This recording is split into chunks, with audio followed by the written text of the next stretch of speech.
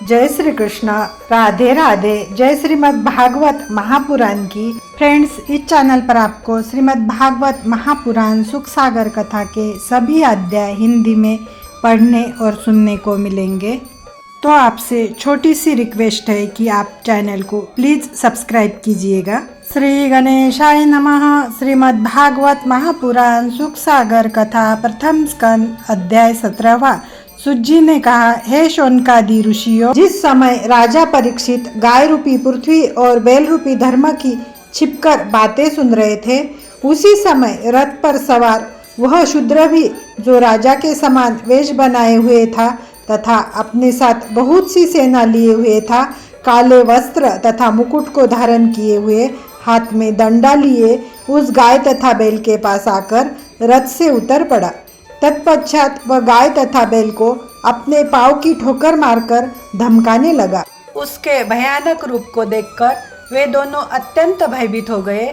उस समय गाय रोने लगी तथा बैल ने डरकर मलमूत्र कर दिया।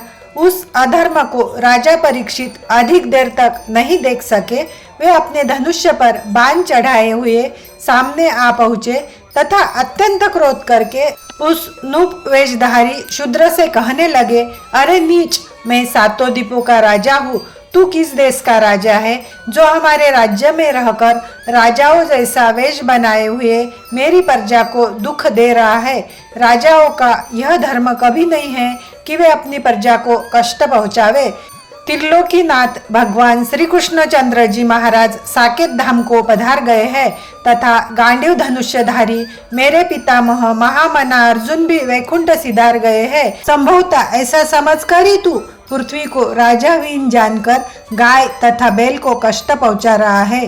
तू ऐसा अधर्म करना छोड़ दे, अन्यथा मैं तुझे अभी मारे डालता हूँ। राजा परीक्षित की यह बात सुनकर वह शूद्र भयभीत हो एक ओर खड़ा हो गया। तदनंतर राजा ने बैल से पूछा, हे वृषभ, तुम कौन हो? तुम्हारे ये 3 पाँव किसने तोड़े हैं? तुम कोई देवता तो नहीं हो जो मुझे भ्रम में डालने के लिए यहाँ आए हो? मैंने अपने राज्य में तुम्हारे समान दुखी किसी को नहीं देखा है, परंतु अब तुम शोक मत करो। मेरे आ जाने से तुम्हारा सब भय नष्ट हो गया है। अब मैं तुम्हारे कष्ट को दूर कर दूंगा। बैल से यह शब्द कहकर परीक्षित ने गाय से भी कहा, हे गो, तुम रो मत। मैं अधर्मी तथा पापियों को दंड देने के लिए ही प्रस्तुत हूँ। जिस राजा के देश में प्रजा कष्ट पाती है, उसके यह 4 गुण नष्ट हो जाते हैं। उसकी कीर्ति नहीं रहती, आयु कम रह जाती है, ज्ञान नष्ट हो जाता है तथा परलोक बिगड़ता है। इसलिए राजाओं को यह चाहिए कि वे अपने राज्य में निवास करने वाले सभी दुखी जनों का दुख दूर कर दे। जो राजा इस धर्म को धारण करता है, उसे फिर किसी प्रकार का जप तप करने की आवश्यकता नहीं रह जाती है। यह विचार कर अब मैं संसारी जीवों को दुख देने वाले इस शूद्र को मार डालूंगा। पृथ्वी से इतनी बात कहकर राजा परीक्षित ने बैल से फिर पूछा, तुम्हारे पाँव किसने तोड़े हैं? यह तुम मुझे बतलाओ, मैं उसके हाथ कटवा लूंगा। मैं भगवान श्री कृष्णचंद्र जी महाराज का दास हूँ। यदि तुम्हारा दुख दूर नहीं करूँगा तो मेरे वंश को दोष लगेगा। यदि कोई देवता भी मेरे राज्य में आकर किसी को दुख पहुँचाना चाहे तो मैं उससे भी मार सकता हूँ। फिर किसी मनुष्य की क्या शक्ति है जो मेरी प्रजा को किसी प्रकार का दुख पहुंचा सके? राजा परीक्षित की बात सुनकर बैल रूपी धर्म ने अपना मस्तक नीचा करके कहा, हे राजन, महाराज पांडु के वंश के राजा इसी प्रकार धर्मात्मा होते आए हैं। उनके राज्य में कभी किसी ने दुख नहीं पाया। आपके पितामह अर्जुन ऐसे धर्मात्मा तथा हरिभक्त थे कि त्रिलोकीनाथ भगवान श्री कृष्णचंद्र जी स्वयं उनके रथ के सारथी बने। अंततः आपको भी यही उचित है कि आप दरिद्र तथा दुखी लोगों का सदैव ध्यान रखें। मैं वेद शास्त्रों के वचन के कारण लाचार हूँ। मैं स्वयं यह नहीं जानता कि मुझे किसने कष्ट पहुँचाया है। ऐसी स्थिति में मैं किसका नाम बताऊं? मैं जिसका नाम बताऊंगा उसके प्रति तुम संकोच करोगे। इसलिए यही समझ लो कि मैं अपने प्रारब्ध का फल भोग रहा हूँ। संसार में यह बात पूर्ण रूपेण प्रकट है कि सब प्राणी अपने अपने अधर्मों के कारण दुख प्राप्त करते हैं। कुछ लोगों का यह भी कहना है कि दुख अपने मन के संकल्प विकल्पों के कारण होता है। इसके विपरीत कुछ लोग कहते हैं कि मनुष्य को सुख दुख परमेश्वर की इच्छा से प्राप्त होता है। परंतु इस बात पर यो विचार करना चाहिए कि जो पर ब्रह्म परमेश्वर अपनी इच्छा से सब जीवों को उत्पन्न करते हैं, वे किसी को दुख क्यों देना चाहेंगे। अंततः इस संबंध में त्रिभुवनपति श्री नारायण जी को दोष लगाना उचित नहीं है। कुछ लोग कहते हैं कि मनुष्य अधर्म करने के कारण दुख रूपी दंड पाता है। सो इस संबंध में मुझे यही कहना है कि अधर्म करना भी मनुष्य के वश की बात नहीं है, क्योंकि मनुष्य की इच्छा शक्ति के कारण ही सब काम नहीं हो जाते हैं। कुछ लोग यह भी कहते हैं कि दुख तो शत्रु द्वारा प्राप्त होता है, मित्र कभी दुख नहीं पहुंचाता। सो इस विषय में यह स्मरण रखना चाहिए कि शत्रु उत्पन्न करना भी प्राणी के ही अधीन रहता है, क्योंकि जब तक प्राणी अपनी माता के गर्भ में रहता है तब तक उसका कोई शत्रु नहीं होता। बड़ा होने पर अन्य लोगों से विरोध करके वह स्वयं ही अपने शत्रु उत्पन्न कर लेता है। सब बातों पर विचार करने के कारण मैं किसी को अपना शत्रु कहकर उसका नाम नहीं बदला सकता, उसे आप अपनी बुद्धि से ही समझ ले। राजा परीक्षित ने बैल रूपी धर्म द्वारा इन ज्ञानपूर्ण बातों को सुनकर अपने हृदय को पवित्र कर भगवान श्री श्याम सुंदर जी के चरण कमलों का ध्यान किया।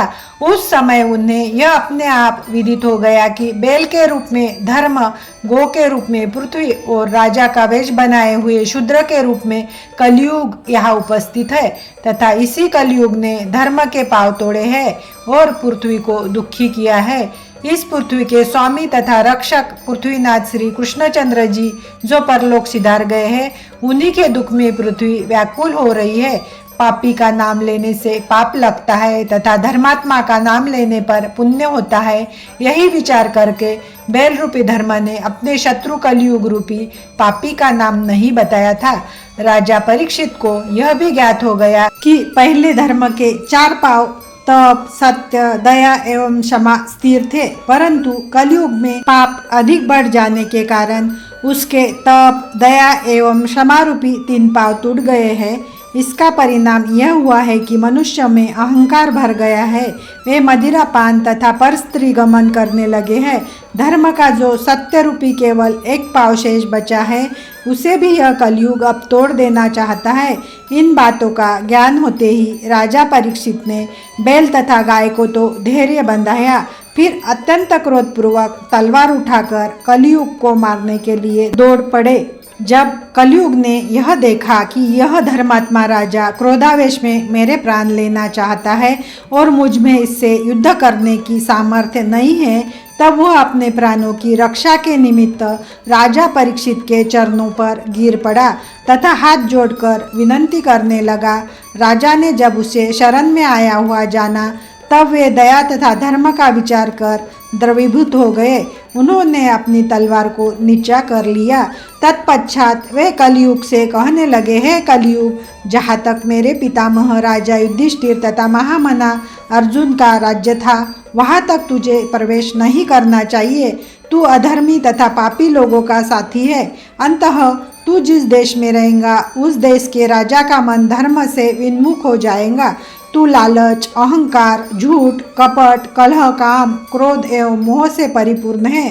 अंततः भारत खंड में जहाँ तक मेरा राज्य है, वहाँ तक तू मत रह, ताकि मेरे राज्य के सब लोग बराबर धर्म कर्म करते रहे। इस भरत खंड में जप, तप, यज्ञ, दान, धर्म, व्रत एवं परमेश्वर का पूजन करने के कारण मनुष्य इस संसार में अनेक प्रकार के सुखों का उपभोग करने के पश्चात मुक्ति पद को प्राप्त करते हैं। उन्हें कभी किसी प्रकार का दुख नहीं होता।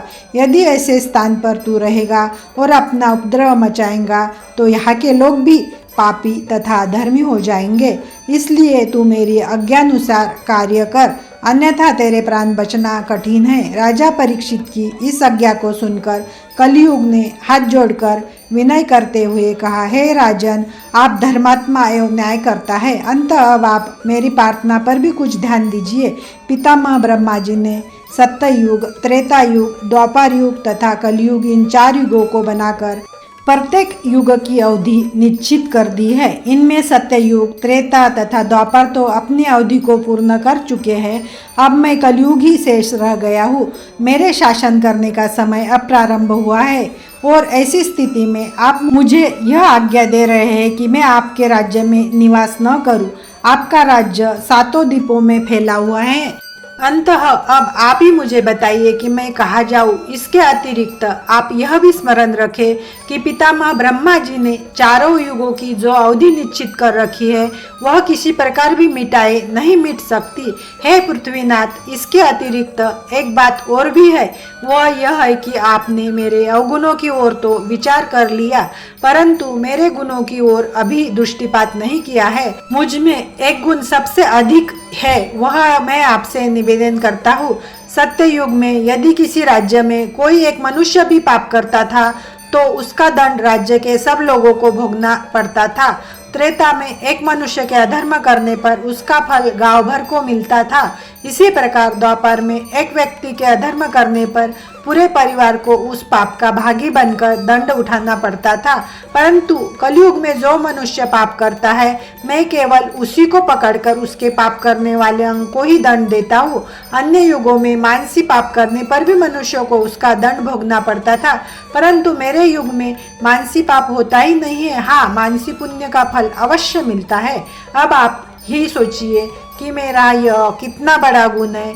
कलयुग की यह बात सुनकर भी जब राजा परीक्षित को उस पर दया नहीं आई, तब कलयुग इस प्रकार फिर कहने लगा, हे सम्राट, इसके अतिरिक्त मुझ में एक बड़ा गुण और भी है। वह यह कि सतयुग में मनुष्य को अपना परलोक सुधारने के लिए 10 सहस्त्र वर्षों तक तपस्या करनी पड़ती थी, तब कहीं उसकी मनोभिलाषा पूर्ण होती थी। त्रेता युग में बहुत सा द्रव्य व्यय करने के उपरांत सहस्रों वर्षों तक जब यज्ञ किए जाते थे, तब मनुष्य का परलोक सुधरता था।